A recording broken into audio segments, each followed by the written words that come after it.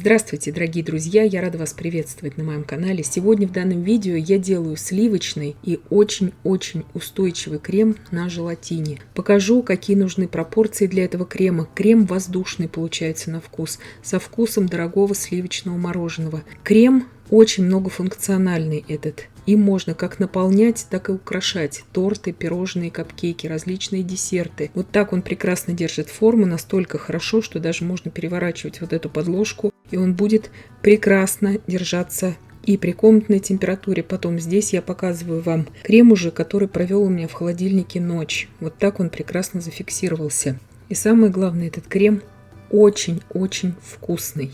Итак, здесь у меня 9 грамм желатина. Сила желатина примерно 220 блюм. Для этого желатина я беру 6 столовых ложек холодной кипяченой воды. Сразу же перемешиваю воду с желатином, чтобы не образовались комочки. И оставляю желатин набухнуть. Желатин берите качественный, и чтобы у него срок годности еще был, минимум год. Вот это важно. Желатин у меня набух. Сейчас импульсами разогреваю его в микроволновке примерно 20 секунд.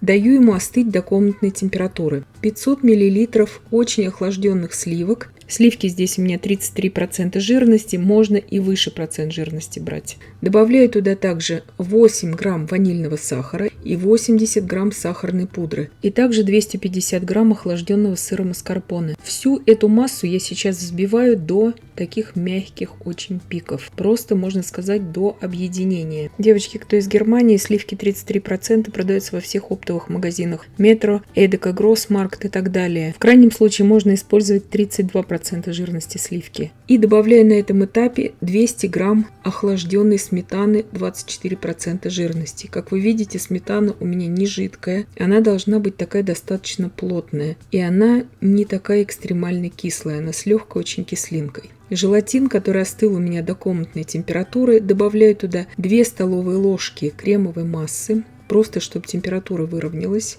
Очень хорошо сейчас все это перемешиваем до однородности. И вливаю всю эту желатиновую смесь уже обратно в крем. С кремом ничего не будет, потому что желатиновая смесь уже практически холодная. И взбиваю теперь все это до устойчивых пиков. И вот здесь очень важно, когда в креме начнут образовываться пустоты, так как крем сливочный, на сливках, чтобы его не перевзбить, внимательно смотрите буквально каждые 10 секунд. Прерывайте взбивание и смотрите, если крем уже хорошо держит форму, прекращайте взбивать, потому что продукты у всех очень-очень разные. Когда крем уже держит вот этот рельеф и начали первые пустоты образовываться, смотрите, постоянно проверяйте его. Это мой такой совет, вы же смотрите по вашим продуктам. Итак, крем у меня готов. Перекладываю сейчас все это в кондитерский мешок. Насадка у меня здесь кондитерская 2D. И отсаживаю вот такие розеточки уже из крема. Часто такими розеточками украшаются капкейки, различные торты. Они очень объемные. Я здесь намеренно выбрала именно такой объемный рисунок, чтобы вы посмотрели, что даже в таком объемном типе украшения этот крем прекрасно держится. Итак, сейчас я этот крем убираю на ночь в холодильник и показываю, как этот крем держит форму уже на следующее утро. Изделия с этим кремом прекрасно транспортируются. Они не требуют какого-то дополнительного охлаждения. Я здесь убрала 6-ю розеточку из-за того, чтобы мне вот эту доску тяжелую держать руками, потому что невозможно схватиться ни за что, потому что я ее переворачиваю. Надеюсь, что это понятно.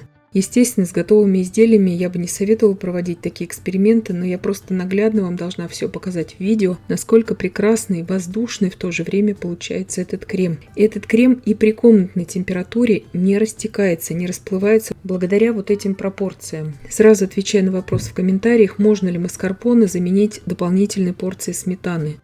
Во-первых, это сразу изменит вкус крема. Крем будет уже сметанный на вкус. Маскарпоне дает вот этот баланс вкуса, и 200 грамм сметаны, оно так не повлияет на крем, наоборот, как бы сглаживает, выравнивает вкус крема. И в плане устойчивости дополнительная порция сметаны сильно разжижит крем. Маскарпоне же, в свою очередь, наоборот, держит крем. Маскарпоне можно заменить, допустим, на Филадельфию. Вот так он прекрасно разрезается, этот крем. Он очень воздушную текстуру имеет. И я надеюсь, что видео было полезным и познавательным. Подписывайтесь на мой канал, ставьте лайки, пишите комментарии. Я всем желаю больших успехов и до встречи в новых видео.